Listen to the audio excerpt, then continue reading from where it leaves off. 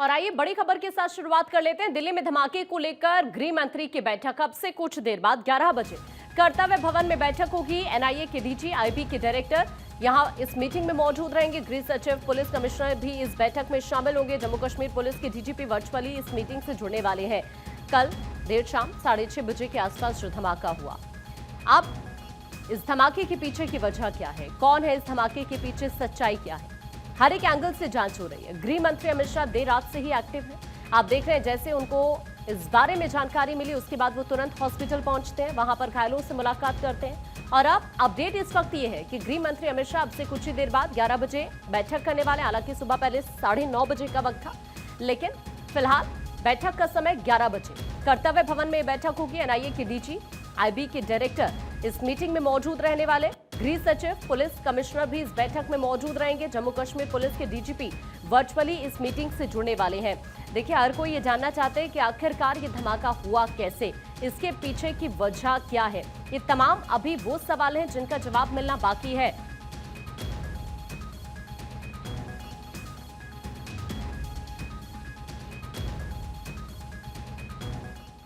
विजय चौक से political editor Aditi इस वक्त हमारे साथ जुड़ गए हैं और साथ ही इंदर यादव भी हमारे साथ जुड़ गए हैं। अदिति, आपके पास सबसे पहले आते हुए, ये मीटिंग अपने आप में बहुत ज्यादा इंपॉर्टेंट रहने वाली है। देर शाम से हम देख रहे हैं गृह मंत्री अमित शाह लगातार एक्टिव हैं और अब इस पूरे मामले में कार्रवाई को आगे बढ़ाने की दिशा में अगर इस मीटिंग को देखा जाए तो ये एक अहम कड़ी जरूर साबित हो सकती है। अदिति,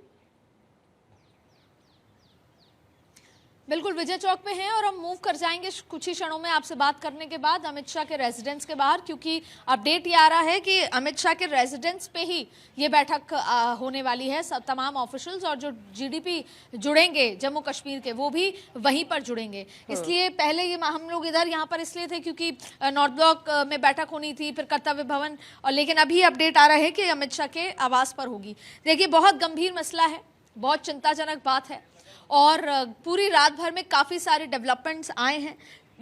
एक्सटेंसिव लेवल पर सर्च ऑपरेशन, यहाँ तक कि हरियाणा, दिल्ली, एनसीआर का पूरा जो नोएडा के आगे गाजियाबाद तक का इलाका है, नोएडा जो उत्तर प्रदेश को टच करते तक, वहाँ पे सारे तमाम सर्च ऑपरेशंस हैं। आपने देखा पहाड़गंज फ्लाईओवर पर भी एक बैग मिला है। इसके अलावा अब जो सीसीटीवी फुटेज को जिस बारीकी से खंगाला गया है, 3 घंटे तक वो गाड़ी जहां पर ब्लास्ट हुआ वहां के पार्किंग पर खड़ी भी नजर आई थी 3 घंटे तक। तो अब देखिए, सबसे इंपॉर्टेंट बात क्या है कि उसमें एक आदमी मास्क लगाए हुए है, वही डॉक्टर उमर बताया जा रहा है। 3 शख्स थे, उन तीनों का जो कनेक्शन था और वो वही डॉक्टर उमर है जिसने वो गाड़ी खरीदी थी पुलवामा में। आखिरी पूरा जो चेन अगर आप देखें तो सलमान के साथ साथ जैसे जैसे चेन आगे बढ़ी, अंततः वो डॉक्टर उमर के पास थी।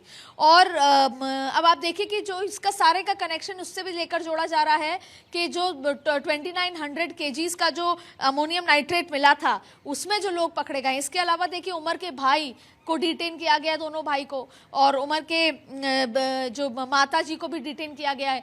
पूछताछ की जा रही है। करीबन जानकार 10 लोगों के फ़ोन जब्त किए गए हैं। कब आखिरी बार बात हुई थी, तमाम चीज़ें क्या किस सोच के साथ। फिर वायरल कई चीज़ें चल रही है जिसमें जैश ए मोहम्मद ने जिम्मेदारी ली है। इन तमाम चीज़ों की सारी पुख्ता जानकारी के साथ अब गृह मंत्री अमित शाह कुछ ही देर में बैठक लेंगे।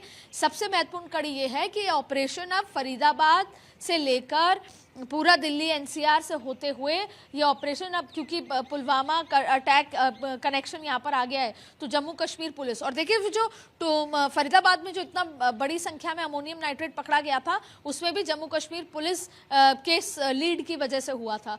तो जाहिर तौर पे बहुत जम्मू कश्मीर पुलिस के पास जो और कनेक्शंस और जो बातचीत आई है, बहुत एक्सटेंसिवली बारीकी से समझा जा रहा है कि किस थॉट प्रोसेस के साथ हुआ।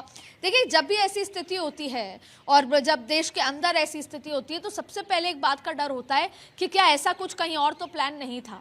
तो वो सबसे पहले रोकना एक बड़ी जिम्मेदारी होती है कि कहीं हम इस तरफ ये देखें और दूसरी तरफ वो ना हो जाए। तो कल जो रात भर कनेक्शन किए गए, आप मानेंगे, अब हम दिल्ली पुलिस के बड़े अधिकारियों से बात कर रहे थे, उन्होंने कहा कि पूरी रात हमने गाड़ियों के पार्ट्स जोड़ गए, उसमें किस तरीके का केमिकल लगा हुआ था, पर अभी तक सुबह तक भी बॉडीज 1-1 किलोमीटर दूर अलग अलग बॉडी पार्ट्स मिले हैं।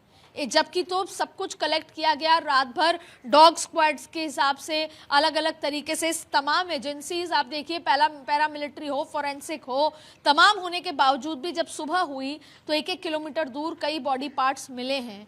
और जो परिवार वाले हैं जो एलएनजी हॉस्पिटल पहुंचे, वो पूरी रात अपने परिवार के लोगों की बॉडी शिनाख्त नहीं कर पाए, इतनी ज्यादा जल गई थी। तो जाहिर तौर पे ये 3 घंटे तक वो गाड़ी वहां पर खड़ी रही। प्लानिंग के साथ शायद इंतजार किया गया कि कब 6:52 होंगे, तब तरह भीड़ होगी, किस मोमेंट पर करना है, ये तमाम तरीके की बातें। लेकिन बहुत शॉकिंग डेवलपमेंट्स इसमें निकल कर आए हैं। उम्मीद की जा रही है कि जब गृह मंत्रालय की ये बैठक हो जाएगी, उसके बाद एक प्रेस वार्ता दिल्ली पुलिस की होगी। गृह मंत्री अमित शाह भी प्रेस वार्ता को संबोधित कर सकते हैं और उसके बाद इसका जो पूरा टेरर लिंक है उसको उजागर किया जा सकता है। मैं आपके पास अभी वापस लौट रही हूँ।